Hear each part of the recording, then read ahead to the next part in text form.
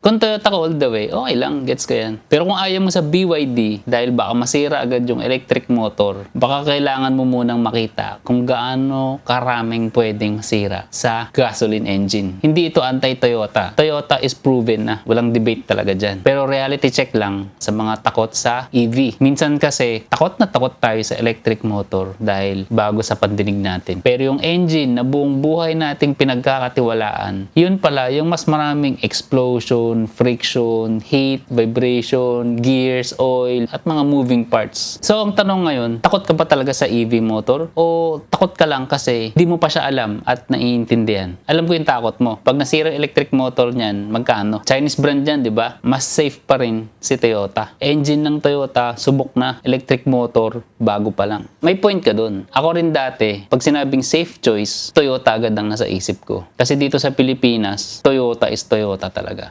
Taxi, company car, family car, pang probinsya, pang city, pang harabas, lahat-lahat na. Kaya hindi ko i-disrespect yung trust na nabuo ng Toyota. Pero ito yung point. Yung pagiging familiar ng Toyota, hindi ibig sabihin mas simple siya mechanically. Familiar siya kasi matagal na natin nakikita. Pero pag binuksan mo yung engine at yung transmission, doon mo makikita kung gaano karaming bagay ang kailangang gumana ng sabay-sabay. At dito pumapasok yung EV. Ganito kasimple ko lang siya gustong i-explain. Sa gasoline car, para umikot yung gulong, kailangan mong magsunog ng fuel. May hangin na papasok, may gasolina na papasok. Ikaw compress yan, sasabugan ng spark, magkakaroon na ng combustion. Tapos, ilalabas yung exhaust. Paulit-ulit yan. Every second, may controlled na explosion sa loob ng engine mo. Again, normal yan. Ganyan gumagana ang gasoline or diesel engine. Pero isipin mo yung mga involved dito. Pistons, valves, spark plugs, fuel injectors, crankshaft, camshaft, timing chain or timing belt, oil pump, water pump, fuel pump, exhaust system, tapos merong heat, vibration, friction, oil, at may cooling system pa. Kaya pag sinabi mong engine, hindi yan isang part lang. Buong ecosystem yan. Kahit 3 dekada na natin alam na matibay ang mga dimakinaan na sasakyan, majority ng mga Pinoy, hindi pa rin nila alam ang mga parts na yan. Hindi naman kailangan alamin, pero para lang may idea tayo kung ikukumpara natin ito sa mga bagong sasakyan na lumalabas ngayon dito. At yun na nga yung mga electric vehicle. Hindi ko sinasabing madaling masira ang mga diesel or gas engine.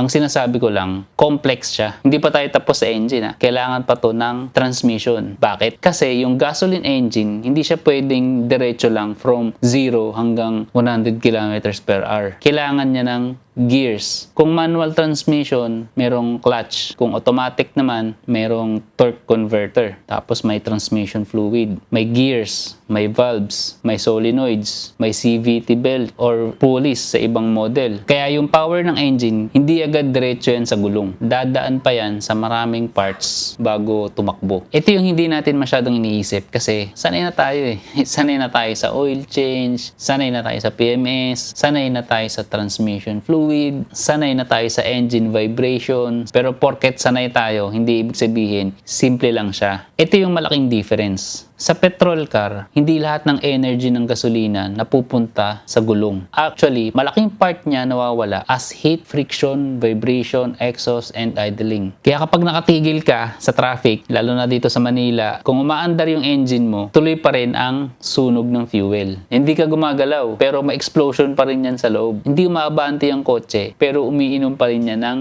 gasolina. Iyan yung masakit sa traffic. Sa gasoline car, bawat hinto may wasted energy. Sa electric vehicle, iba. Pag nakatigil ka, hindi umiikot yung motor para lang manatiling buhay yung sasakyan. Oo, may gamit pa rin siyang kuryente. Aircon, screen, lights, electronics. Pero hindi siya tulad ng gasoline engine na kailangan tuloy-tuloy ang combustion habang naghihintay ka sa traffic. Kaya sa city driving, doon mo minsan mas ramdam yung EV advantage. Hindi lang dahil tahimik, kundi dahil mas konti ang nasasayang habang nakatigil ka. Kung ganitong practical breakdown ang gusto mo, kahit like button lang, malaking tulong na yan. Hindi kita binibentahan ng BYD Ang goal lang natin dito, bago tayo matakot, intindihin muna natin kung ano talaga yung kinakatakutan natin. Ngayon, punta naman tayo sa electric motor. Sa EV, hindi mo na kailangan magsunog ng fuel para gumawa ng power. Yung battery, mapa LFP or NMC yan ang gagawa ng electricity. Inverter controls the electricity. Iikot na yung electric motor to reduction gear, then reduction gear na ang magbibigay ng power sa mga gulong. Ganun kasimple yung concept. May stator, may rotor, may bearings, may housing, may cooling. Hindi ibig sabihin walang masisira. Pero compared sa engine plus transmission, mas konti yung moving parts ng electric vehicle. Walang piston, walang spark plug, walang fuel injector, walang timing belt, walang clutch, walang torque converter, walang exhaust, walang oil change every 6 months or 5,000 kilometers. Kaya pag sinabi ng iba, nakakatakot yung EV motor. Gets ko yun. Pero minsan, ang tanong ko rin, ano ba talaga ang mas nakakatakot? Yung electric motor na mostly umiikot lang? O yung engine na araw-araw may explosion, may heat, may pressure, may oil, may vibration, at transmission na kailangang mag-shift ng mag-shift. Hindi pangit ang gasoline car. Ito na talaga yung design niya. Ang line dito, sa EV world, less mechanical drama ang drivetrain. Mas konti ang parts na umiinit, mas konti ang parts na kumakaskas, mas kokonti ang parts na kailangan palitan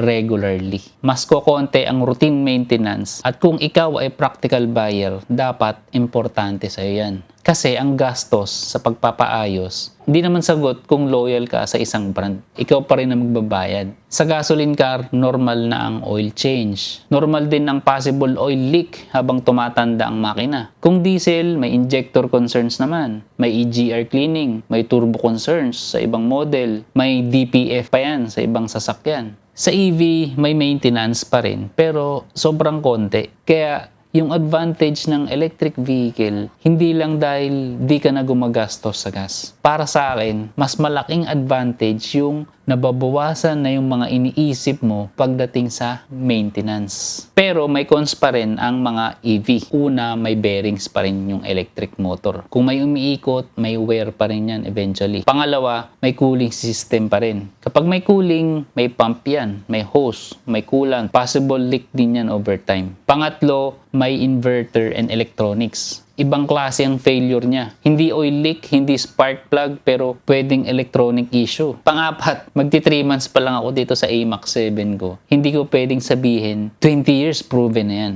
Toyota, ilang dekada na yan may proof dito sa Pilipinas. BYD at electric vehicles, kailangan pang patunayan ang long-term service quality, parts availability, resale value, and dealer consistency dito sa bansa natin. Yan yung honest side. Pero kung drivetrain simplicity ang usapan, mahirap i-deny na mas simple talaga ang EV motor setup compared sa gasoline engine plus transmission. Ito yung gusto kong matandaan nyo. Toyota is proven. Sanay tayo sa gasoline engine, kaya hindi na tayo natatakot sa complexity niya. Pero pag EV motor, natatakot tayo agad kasi bago sa pandinig natin. Ang problema, minsan, baligtad pala. Yung kinakatakutan natin, mas simple. Yung pinagkakatiwalaan natin, mas complicated. Again, hindi ito anti-Toyota. Kung Toyota ang best fit sa use case mo, mag-Toyota ka. Kung hybrid ang best fit sa'yo, go hybrid. Kung full EV ang best fit, go full EV. Kasi sa huli, hindi ang Toyota o BYD ang magbabayad ng gasoline or ng maintenance mo. Ikaw pa rin. So, bago ka matakot sa EV motor, intindihin mo muna kung ano yung nasa ilalim ng kotse na pinagkakatiwalaan mo ngayon. Baka yung nakakatakot, mas simple pala. And baka yung safe lang sa pakiramdam kasi sanay na tayo. So yun, use case muna bago logo. Panoorin mo tong video na to kung bakit ko napili yung BYD versus sa Toyota.